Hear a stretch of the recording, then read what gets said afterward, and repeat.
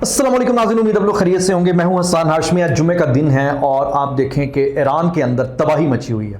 چند گھنٹوں کے اندر ایک اور خوفناک حملہ ہو گیا ہے اور اسرائیل کی جانب سے نہ صرف مزید حملوں کا اعلان کیا گیا ہے بلکہ امریکہ بھی میدان میں کود پڑا ہے اور کھل کر اس نے کہا ہے کہ اگر ایران نے کسی طرح کی جوابی کارروائی کی تو وہ اسرائیل کی حفاظت کرے گا۔ تو اب اس وقت سچویشن جو ہے نا is getting worse by every single passing moment. آپ یہ دیکھیے کہ ابھی جب میں آپ سے بات کر رہا ہوں، اسرائیل کا ایران پر ہونے والا حملہ یہ اس قدر خوفناک ہے جس نے دنیا کی تاریخ کو بدل کر رکھ دیا ہے۔ اور یہ حملہ ماضی کی نسبت اور موجودہ جو حالات اس وقت مختلف ممالک میں جنگ کے چل رہے ہیں اور اس کے علاوہ جنگی پوائنٹ آف ویو سے یہ کتنا خطرناک اور کتنا ڈیسیزو ہے، اور آئندہ مزید جو حملے ہونے جا رہے ہیں اس سلسلے میں جو اسرائیل ہے اس نے اپنا جو اعلان کیا ہے وہ مزید سچویشن کو گھمبیر کر رہا ہے۔ ساتھ ہی ساتھ ایران کا کس طریقے سے گھراؤ کیا گیا اور ایران کے اندر بیٹھے وہ کون سے لوگ ہیں جو موساد کی پے رول پہ ہیں اور اسی وہ کہتے ہیں کہ نمک حرامی کرتے ہوئے یا غداری کرتے ہوئے انہوں نے پن پوائنٹ پر ایک پورا دشمن کو نقشہ دیا۔ وہ باقاعدہ جی پی ایس وہ کہتے ہیں کہ انسٹال کیے، جس کے نتیجے میں بڑا آسان ہو گیا، 100 نشانوں کو ٹارگٹ کیا گیا۔ تو یہ ایک بہت ہی عجیب سی سچویشن ہے جو میں ابھی آپ کے سامنے رکھنے جا رہا ہوں، اور اسی ساری صورتحال میں پاکستان کے اندر بھی ہائی الرٹ ہے، پاکستان کی فوج بھی ہائی الرٹ ہے اور پوری دنیا کے اندر ایک بھونچال آیا ہوا ہے اور پوری دنیا اسرائیل کے اس حملے پر شدید نالاں بھی ہے، غصے کا اظہار بھی کر رہی ہے اور اس پر ایک کہتے ہیں کہ انٹرنیشنل جو لاز ہیں اس کی پامالی بھی کر رہے ہیں۔ لیکن یہ اچانک راتوں رات ہو کیسے گیا یہ حملے اور یہ جو معاملہ اور یہ جو منظرنامہ اس وقت بنا ہے اور ہر طرف جو ایران کے اندر تباہی مچی ہوئی ہے، اس سے ساری صورتحال پر میں آپ کے ساتھ تفصیل کے ساتھ بات کروں گا۔ آخر تک آپ نے اس ویلاگ کو سننا ہے اور میں آپ کے ساتھ کچھ بڑی انسائٹ سٹوریز شیئر کروں گا جس سے آپ کو معلوم ہوگا کہ اسرائیل کی تو جرت نہیں ہو سکتی تھی۔ یہ حملہ بیسیکلی کس کی ایما پر ہوا، اندر سے کون کون شامل تھا، آرمی چیف جو مارے گئے ہیں ان کے ساتھ کون تھا جو ایک غدار تھا، اس کے علاوہ پاسداران انقلاب کے ساتھ کون سا غدار تھا جو کہ موجود تھا اور رابطے میں تھا، اور اس کی لوکیشن جو ہے جنرل کی اس نے فارورڈ کی۔ اور ایک اور سب سے خوفناک بات یہ کہ اس حملے سے پہلے موساد نے ایران کی سرزمین کے اوپر کچھ کارروائیاں کی، اور وہ ساری کارروائیاں بھی بڑی عجیب سی ہیں اور وہ میں آپ کے سامنے رکھوں گا۔ اور اس میں یہ سوال پھر اٹھنا شروع ہو رہا ہے کہ ایران کو یہ پتہ کیوں نہیں چلا؟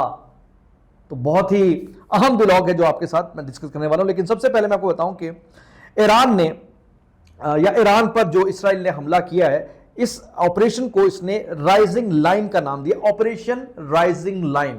اچھا، اب اس آپریشن رائزنگ لائن میں ان کا یہ کہنا ہے کہ یہ ابھی پہلا مرحلہ ہے جو کہ چل رہا ہے، اس کے بعد اب دوسرا مرحلہ، تیسرا مرحلہ، اور یہ سلسلہ جو ہے 2 ہفتے تک مزید چلے گا، اور یہ حملے جو ہیں 2 ہفتے تک ایران کی تباہی مچاتے رہیں گے۔ ساتھ ہی ساتھ آپ کو یہ بتائیں کہ انہوں نے یہ دعویٰ کیا ہے کہ 200 لڑاکا طیاروں کے ذریعے یہ حملہ کیا گیا۔ کتنے؟ 200 لڑاکا طیارے اس آپریشن رائزنگ لائن میں شامل تھے اور انہوں نے اسرائیل سے اڑ کر ایران پر اٹیک جو کیے مختلف 100 مقامات پر۔ اس کے نتیجے میں تباہی جو مچی ہے وہ کتنی خوفناک ہے اس کا آپ اندازہ اس بات سے لگائیے کہ آرمی چیف ایک بہت بڑا عہدہ ہوتا ہے، پوری فوج کا سمبل ہے۔ کہتے ہیں نا کسی فوج کے مورائل کو ڈاؤن کرنا ہے تو اس کے چیف کو مار دو۔ کوئی جنگ ہو رہی ہو تو پھر اس کے چیف اگر خدا نہ خواستہ مثال ہے مر جائے تو وہ پھر پوری فوج بددل ہو جاتی۔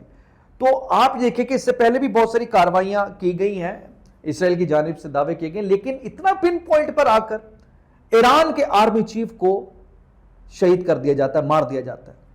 اچھا، اس کے علاوہ ابھی میں آپ کو تفصیل بتاتا ہوں اس کی مزید بھی، اس کے علاوہ جو پاسداران انقلاب ہے جو ایکویلنٹ ٹو آرمی چیف یا اس سے بھی بڑا عہدہ ہم کہہ سکتے ہیں، اس کے سربراہ کو بھی اسی طریقے سے مار دیا جاتا ہے اور جس کمرے کے اندر بیٹھے اس جگہ پر وہ ہٹ ہوتا ہے۔ اچھا، اب میں آپ کو ایک انٹرسٹنگ بات بتاؤں کہ آپ دیکھیں کہ ایک طرف آرمی چیف اور دوسری طرف پاسداران انقلاب کے سربراہ، دونوں ایک قسم کے ایکویلنٹ عہدے ہیں۔ پاسداران انقلاب اس لیے امپورٹنٹ ہے کہ ایران نے جو دنیا بھر کے اندر مختلف جگہوں پر اپنی جنگیں چھیڑی ہوئی ہیں، بفر زون بنائے ہوئے ہیں، وہ پراکسیز جو کھیل رہا ہے، کر رہا ہے، لڑ رہا ہے، وہ بیسیکلی پاسداران انقلاب کر رہا ہے۔ اور پاسداران انقلاب ڈائریکٹ لنکڈ ہوتی ہے ان کے سپریم کمانڈر کے ساتھ. تو سپریم کمانڈر کو جواب دے، اس کے علاوہ کسی کو جواب دے نہیں، اس کا کوئی اور میکانزم نہیں ہے. سپریم کمانڈر نے جو کہنا ہے اس کے مطابق پاسداران انقلاب نے کرنا ہے. اور پاسداران انقلاب ایران کی سب سے طاقتور جماعت ہے، ان کی فوج سے بھی زیادہ طاقتور ہے. تو اس پوائنٹ آف ویو سے آپ اندازہ لگائیے کہ پاسداران انقلاب کو جس طرح مار دیا گیا. اچھا، یہاں ایک انٹرسٹنگ بات اور میں بتاؤں جو کہ بڑی عجیب سی ہے، وہ یہ ہے کہ جب یہ کاروائی ابھی کی گئی تھی اس سے کچھ گھنٹے پہلے موساد کون ہے؟ موساد خفیہ ایجنسی ہے اسرائیل کی. اس نے کیا کام کیا؟ ایران کی زمین سے فضا میں مار کرنے والے میزائل سسٹم کے مقامات کے قریب درست نشانے لگانے والے ہتھیار نصب کیے، یعنی جو جی پی ایس جو سگنلز دے رہے ہیں. اب آپ اندازہ لگائیں کہ انتہائی حساس ترین مقامات پر اسرائیل کے ایجنٹ نہیں، اہلکار تھے. ایجنٹ تو وہ تھے نا جنہوں نے ان اسرائیلی اہلکاروں کے ساتھ یا انہیں ملی بھگت کے ساتھ وہ مقام دیا. تو اسرائیلی موساد کے لوگ ایران کی سرزمین پر اور ان کی حساس ترین خفیہ مقامات پر موجود تھے اور وہاں انسٹال کر رہے تھے اس سسٹم کو، جس کے نتیجے میں سگنل پہنچ رہے تھے اسرائیل کے پاس جہاں سے انہوں نے ہٹ کرنا تھا یا اسرائیل جہازوں کو. تو آپ اندازہ لگائیے کہ یہ اب اس وقت جو سب سے بڑا مسئلہ ایران کے لیے وہ اسرائیل نہیں ہے. ایران کے لیے اس وقت سب سے بڑا مسئلہ بنا ہوا ہے جناب جو ایران کے اندر فوج میں یا ایران کے اپنی سسٹم کے اندر موساد موجود ہے، سی آئی اے موجود ہے. ایک تو ان کے اہلکار ان کی سرزمین پر ہے، دوسرا ان کے ایجنٹس اس میں شامل ہیں. اچھا، اب اسی ساری صورتحال پہ جو سب سے بڑا سوال اٹھ رہا ہے وہ کیا اٹھ رہا ہے؟ وہ سوال یہ اٹھ رہا ہے کہ آرمی چیف جس کمرے میں بیٹھے ہیں، جس کمرے کے اندر بیڈ کے اوپر لیٹے ہیں، جو بھی یا ایک پن پوائنٹ پہ جگہ ہے نا، پوری بہت بڑی بلڈنگ ہے بھائی. اچھا، اب اس بلڈنگ کے اندر اس مقام پر میزائل فائر ہو رہا ہے جس جگہ پر آرمی چیف موجود ہے. کوئی ادھر ادھر ہٹ نہیں ہو رہا، یہ نہیں ہو رہا کہ ہوا اچانک دھماکہ ہوا دھماکے میں مارے گئے، نہیں، پن پوائنٹ پر میزائل جا کر ہٹ ہو رہا ہے. پاسداران انقلاب کے پن پوائنٹ پر جا کر ہٹ ہو رہا ہے. 6 سائنسدان مارے گئے پن پوائنٹ پر. وہ سینئر ترین ٹارگیٹڈ جو سائنسدان تھے ان کو ہی ہٹ کیا گیا ہے، جو بیک بون تھے اور انہی جگہوں پر، اور 100 وہ مقامات جن پر یہ کیا گیا.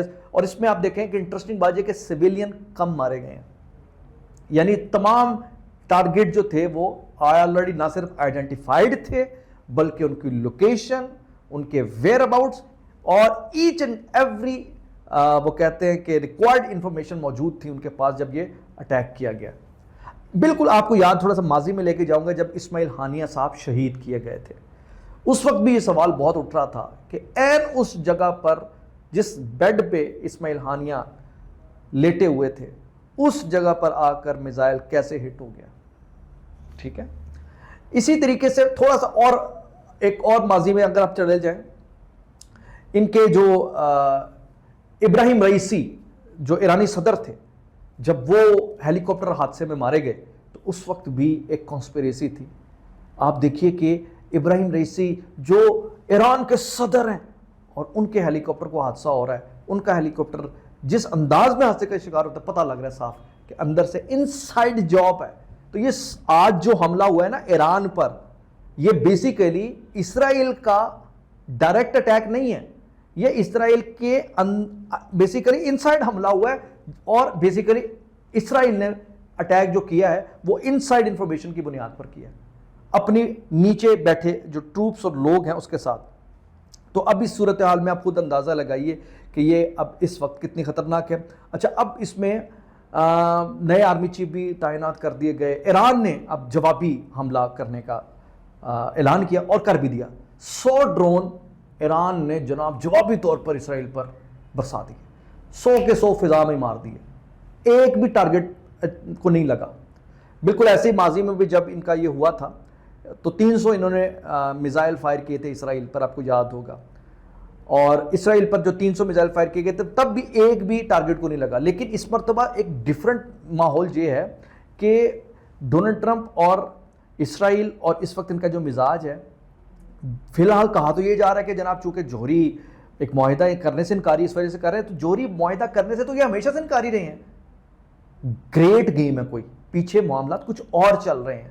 याद रखिए अब इस वक्त दुनिया के अंदर एक नई सफ बंदी हो रही है। उस नई सफ बंदी ने अभी अपनी वो कहते हैं कि फार्मूलेशन लेनी है। ये कुदरती तौर पर कुछ चीज़ें आइंदा आने वाले दिनों में मज़ीद सामने आएंगी, लेकिन ये चीज़ वाज़ेह हो रही है कि अब जंग जो है ना ख़तरनाक रुख इख्तियार करते हुए आगे तक बढ़ी। गो कि दुनिया पूरी की पूरी इसराइल की मजम्मत कर रही है, पाकिस्तान ने मजम्मत की, सऊदी अरब ने मजम्मत की, गैर मुस्लिम मुस्लिम तमाम ममालिक मजम्मत कर रहे हैं। लेकिन मुझे एक बात बताएं, इसराइल को इस मजम्मत की परवाह नहीं है। अमेरिका इस वक्त पूरे तरीके से बाहर के इसराइल के साथ खड़ा हुआ है।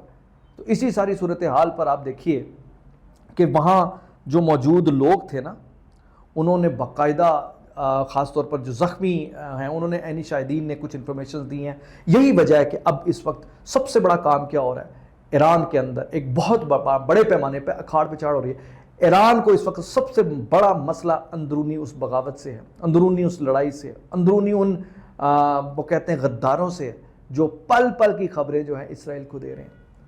और इसराइल का ये गैर मामूली अटैक बिल्कुल एक केक जिस तरह होता है आपके वो प्लेट में रख के केक देना, प्लेट में रख कर ईरान दिया गया, प्लेट में रख कर ईरान के उन तमाम जगहों पर अटैक करवाए गए जो बेसिकली अटैक वो करना चाह रहे थे। तो इस लिहाज से ईरान के लिए इसराइल से बहुत ज़्यादा मसला इनसाइड अंदर बैठे गद्दारों को उनका कलाकमा करना है, उनकी सफाई करना है।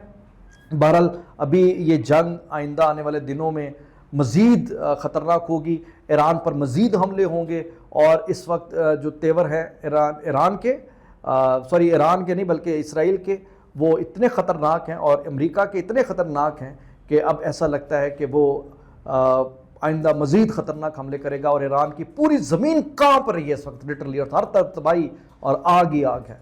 और वहाँ इस वक्त लोग सड़कों पर हैं, एहतजाज हो रहे हैं, और इसी सारी सूरत हाल में पल पल सिचुएशन बदलती दिखाई दे रही है। हसन हाशमी को इजाज़त दीजिए, अल्लाह हाफ़िज़।